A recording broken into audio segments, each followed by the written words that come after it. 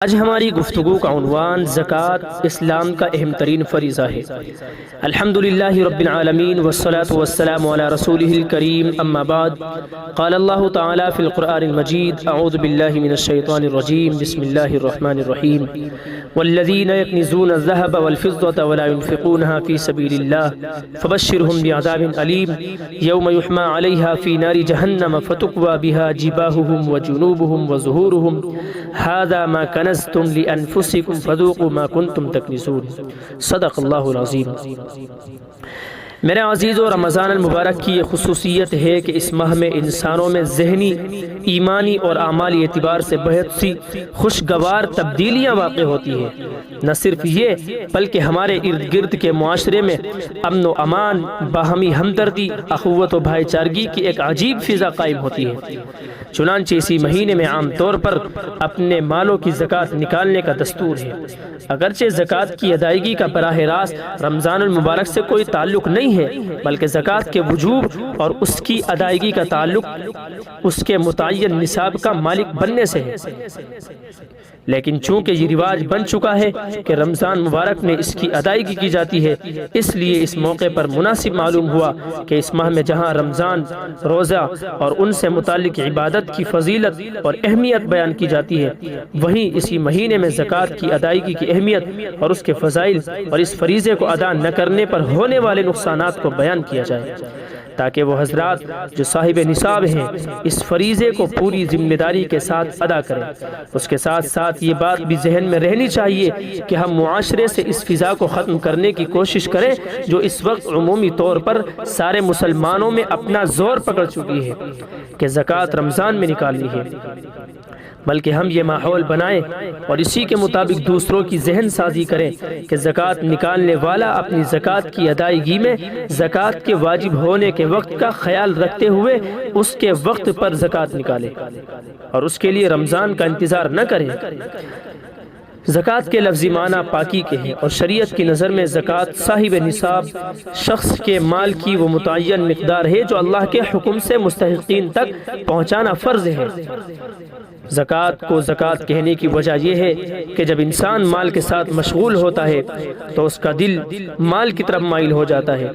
دل کے اس میلان کی وجہ سے مال کو مال کہا جاتا ہے، اور مال کے ساتھ اس مشغولیت کی وجہ سے انسان کئی روحانی، اخلاقی بیماریوں اور گناہوں میں مبتلا ہو جاتا ہے، جیسے مال کی بیجا محبت، حرص اور بخل وغیرہ۔ ان گناہوں سے حفاظت اور نفس و مال کی پاکی کے لیے زکوٰۃ و صدقات کو مقرر کیا گیا ہے۔ اس کے علاوہ زکوٰۃ سے مال میں ظاہری یا معنوی بڑھوتری اور برکت بھی ہوتی ہے، اس وجہ سے بھی زکوٰۃ کا نام زکوٰۃ رکھا گیا ہے۔ زکوٰۃ کی فرضیت کے تعلق سے اس کی فرضیت شریعت کے قطعی دلائل سے ثابت ہے، جن کا انکار کرنا کفر ہے۔ جو شخص اس کا انکار کرے وہ اسی طرح دائرہ اسلام سے خارج ہو جاتا ہے جیسے نماز کا انکار کرنے والا شخص اسلام سے نکل جاتا ہے۔ زکوٰۃ کی فرضیت ہجرت مدینہ سے پہلے ہوئی ہے، جبکہ دوسری طرف بہت سی آیات اور احادیث سے معلوم ہوتا ہے کہ اس کی فرضیت ہجرت کے بعد ہوئی۔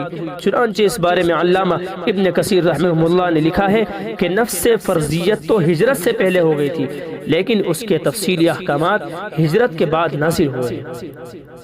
میرے عزیزو، زکوٰۃ کے فوائد، ثمرات و برکات کیا ہیں؟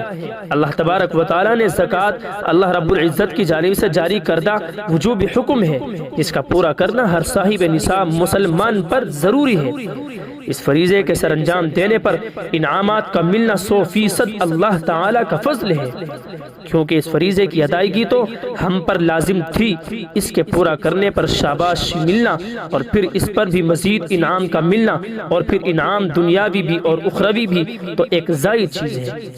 دوسرے لفظوں میں سمجھیے کہ مسلمان ہونے کے ناطے اس حکم کا پورا کرنا ہر حال میں لازم تھا، چاہے کوئی حوصلہ افزائی کرے یا نہ کرے، کوئی انعام دے یا نہ دے، لیکن اس کے باوجود کوئی اس پر انعام بھی دے تو پھر کیا کہنے؟ انعام بھی ایسے کہ جن کے ہم بہر صورت محتاج ہیں۔ ہماری دنیاوی اور اخروی بہت بڑی ضرورت ان انعامات سے وابستہ ہے۔ بہت سے انعامات ایسے ہیں جن کی طرف اشارہ کیا جا رہا ہے۔ زکوٰۃ کے تعلق سے یہ ہے کہ پہلے تو یہ کہ زکوٰۃ کی ادائیگی کی وجہ سے اللہ تعالیٰ مال کو بڑھاتے ہیں، یہ پہلا فائدہ ہے زکوٰۃ کا۔ اور دوسری چیز یہ کہ زکوٰۃ کی وجہ سے اجر و ثواب 700 گنا تک بڑھا دیا جاتا ہے۔ اور تیسری چیز یہ کہ زکوٰۃ کی وجہ سے ملنے والا اجر کبھی ختم ہونے والا نہیں ہے بلکہ ہمیشہ باقی رہے گا۔ اور چوتھے یہ کہ اللہ تعالیٰ کی رحمت ایسے افراد یعنی زکوٰۃ ادا کرنے والوں کا مقدر بن جاتی ہے۔ اور پانچویں یہ کہ کامیاب ہونے والوں کی جو صفات قرآن پاک میں گنوائی گئی ہے ان میں ایک صفت زکوٰۃ کی ادائیگی بھی ہے۔ اور چھٹے یہ کہ زکوٰۃ ادا کرنا ایمان کی دلیل اور علامت ہے۔ اور ساتویں یہ کہ قبر میں زکوٰۃ اپنے ادا کرنے والے کو عذاب سے بچاتی ہے۔ اور آٹھویں یہ کہ ایک حدیث شریف میں جنت کے داخلے کے 5 اعمال گروائے گئے ہیں جن میں سے ایک زکوٰۃ کی ادائیگی بھی ہے۔ اور نویں یہ کہ انسان کے مال کی پاکی کا ذریعہ زکوٰۃ ہے۔ اور 10 نمبر پر انسان کے گناہوں کی معافی کا بھی ذریعہ ہے۔ اور 11 نمبر پر زکوٰۃ سے مال کی حفاظت ہوتی ہے۔ اور 12 نمبر پر زکوٰۃ سے مال کا شر ختم ہو جاتا ہے۔ یہ تمام جو فضائل اور جو اس کے فائدے اور جو ثمرات بیان کیے گئے ہیں، جتنے فضائل ذکر کیے گئے ہیں وہ ہر قسم کی زکوٰۃ سے متعلق ہے، چاہے وہ زکوٰۃ سونے چاندی کی ہو یا تجارتی سامان کی، عشر کی ہو یا جانوروں کی زکوٰۃ کی ہو۔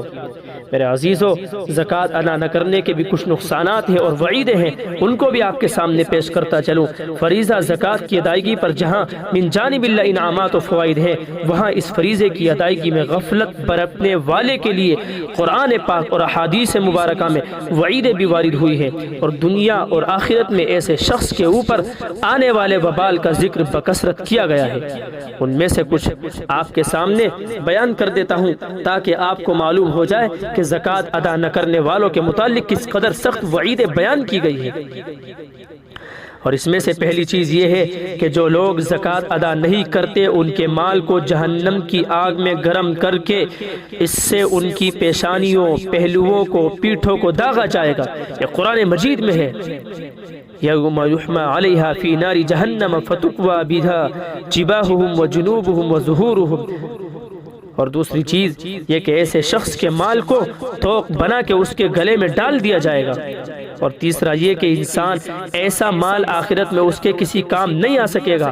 اور چوتھا یہ کہ زکوٰۃ کا ادا نہ کرنا جہنم والے اعمال کا ذریعہ بنتا ہے۔ اور پانچویں یہ کہ ایسے شخص کا مال قیامت کے دن ایسے زہریلے ناگ کی شکل میں آئے گا جس کے سر کے بال جھڑ چکے ہوں گے اور اس کی آنکھوں کے اوپر 2 سفید نقطے ہوں گے۔ پھر وہ سانپ اس کے گلے کا توق بنا دیا جائے گا، پھر اس کی دونوں بانچیں پکڑے گا اور کاٹے گا اور کہے گا کہ میں تیرا مال ہوں، میں تیرا جمع کیا ہوا خزانہ ہوں۔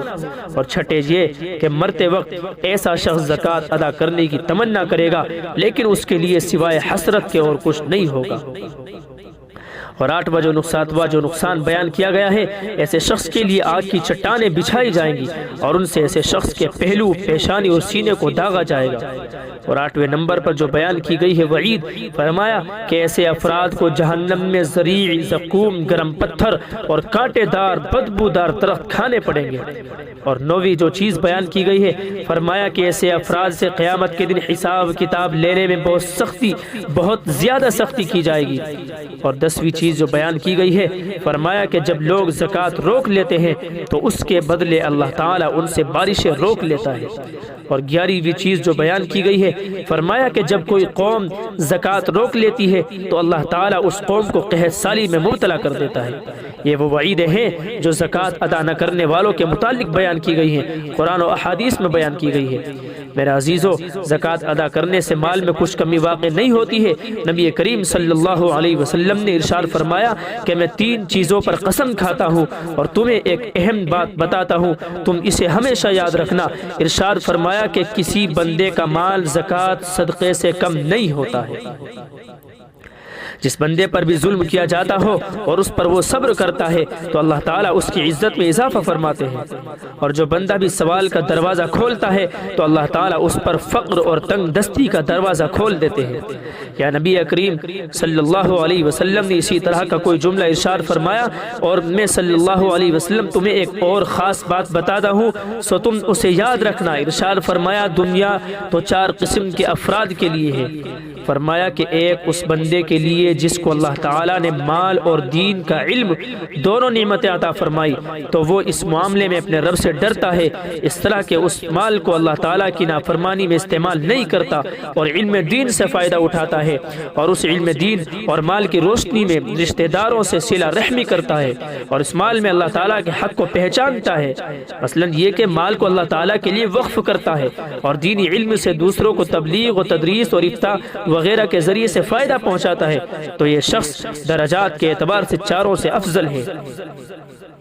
اور دوسرے فرمایا کہ دوسرے اس بندے کے لیے کہ جس کو اللہ تعالیٰ نے علم کی نعمت تو عطا فرمائی لیکن مال عطا نہیں فرمایا، لیکن وہ نیت کا سچا ہے اور کہتا ہے کہ اگر میرے پاس مال ہوتا تو میں فلاں آدمی کی طرح عمل کرتا جو کہ رشتہ داروں سے صلہ رحمی کرتا ہے اور اس میں اللہ تعالیٰ کے حق کو سمجھ کر عمل کرتا ہے، تو یہ شخص اپنی نیت کے مطابق صلہ پاتا ہے اور اس شخص کا اور اس سے پہلے شخص کا ثواب برابر ہوتا ہے۔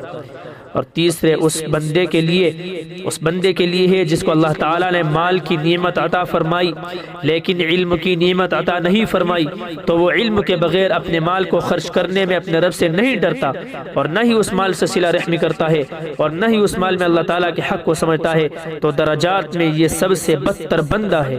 اور چوتھے اس بندے کے لیے ہے فرمایا کہ جس کو اللہ تعالیٰ نے نہ تو مال کی نعمت عطا فرمائی نہ علم کی، تو وہ کہتا ہے کہ اگر میرے پاس مال ہوتا تو میں بھی اس مال کے سلسلے میں فلاں بندے کی طرح عمل کرتا، یعنی جو اپنے مال کے خرچ کرنے میں اللہ سے نہیں ڈرتا اور نہ ہی صلہ رحمی کرتا ہے اور نہ ہی مال میں اللہ تعالیٰ کے حق کو سمجھتا ہے، تو یہ بندہ اپنی نیت کے مطابق صلہ پاتا ہے اور یہ اس کا گناہ اور وبال اس پہلے شخص کے گناہ اور وبال کے مطابق ہی ہوتا ہے۔